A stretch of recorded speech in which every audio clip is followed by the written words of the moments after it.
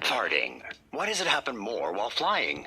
We've long known that flying aggravates the most awkward of bodily functions, flatulence. But what causes this? A study in the New Zealand Medical Journal explains why and notes what we already know. Holding back flatus on an airplane may cause significant discomfort and physical symptoms, whereas releasing flatus potentially presents social complications. It's simple physics explained by Boyle's law. As the plane climbs to cruising altitude, cabin pressure drops, reducing external pressure on your intestinal gas, allowing the volume of your trapped gas to expand around 30%. This creates pressure in your bowels, and well, it has to be released somehow. And that somehow is best achieved by letting it rip, as holding it in just isn't healthy. Rest in peace, Coco.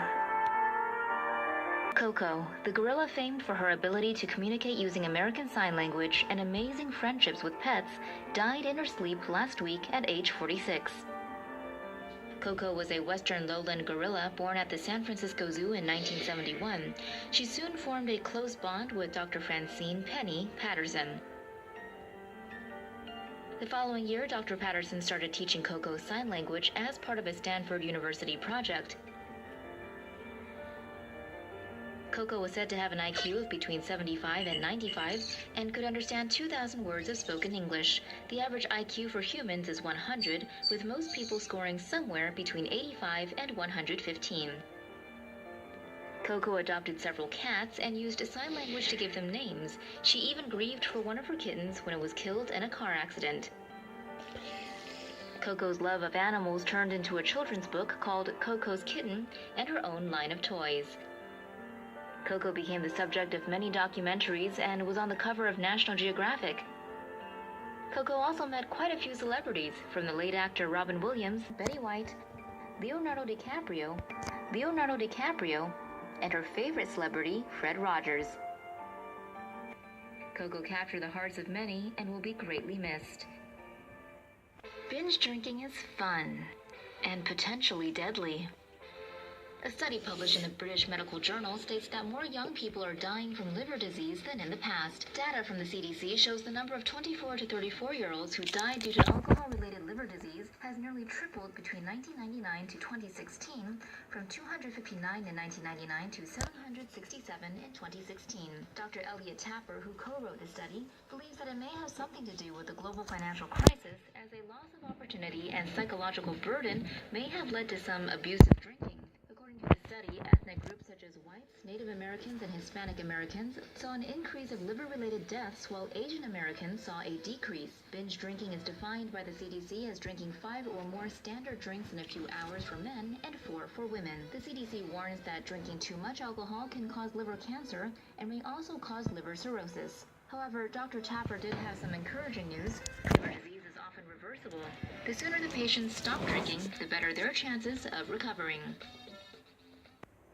In Mother Russia, drinking bath liquid is vodka Russian roulette. Dozens of people have died in the Siberian city of Irkutsk after drinking a bath liquid containing alcohol that's commonly used as a cheap substitute for vodka. The liquid in question is reported to be a counterfeit version of a Hawthorne-scented bubble bath liquid, which some people abuse to get drunk.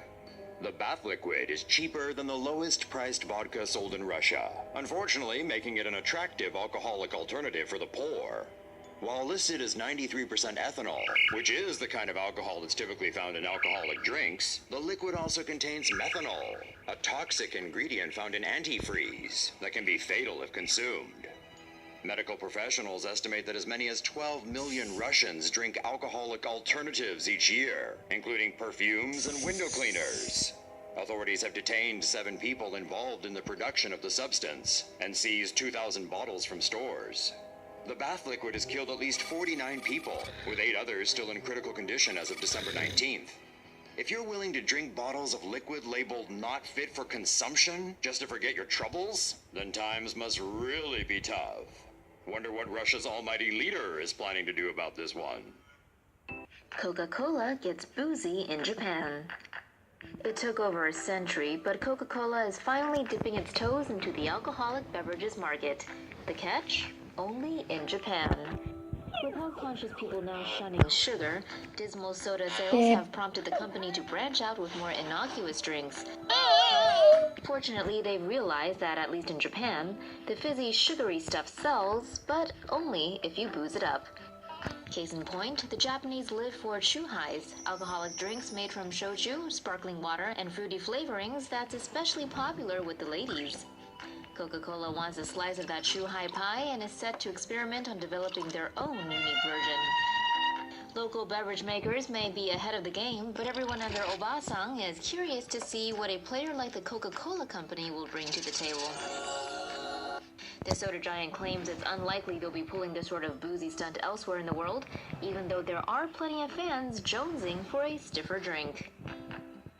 Bad dog, bad dog.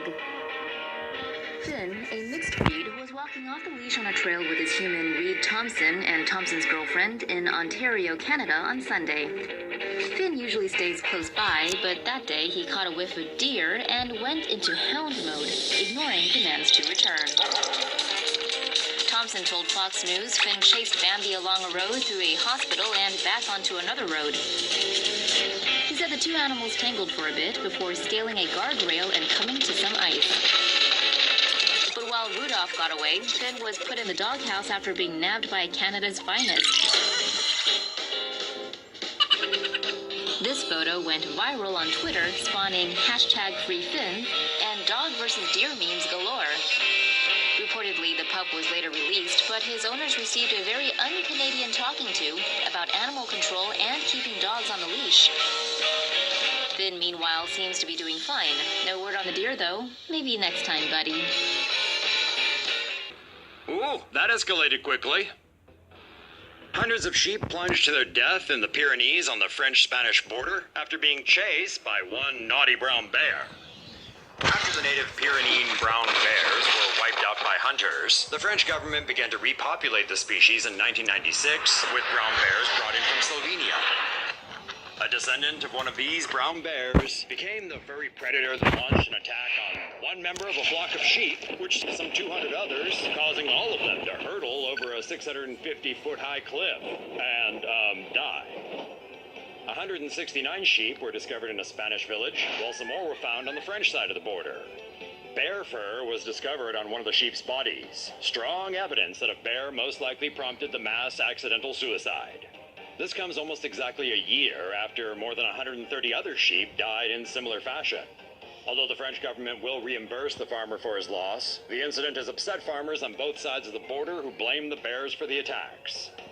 A local branch of the French Farmers Federation is upset as well, as sheep breeders have protested the presence of bears and wolves in the past, which they say threaten their livestock.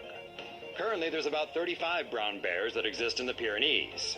Although protected in the region, a bear was found with a gunshot wound to the chest in northern Spain last year.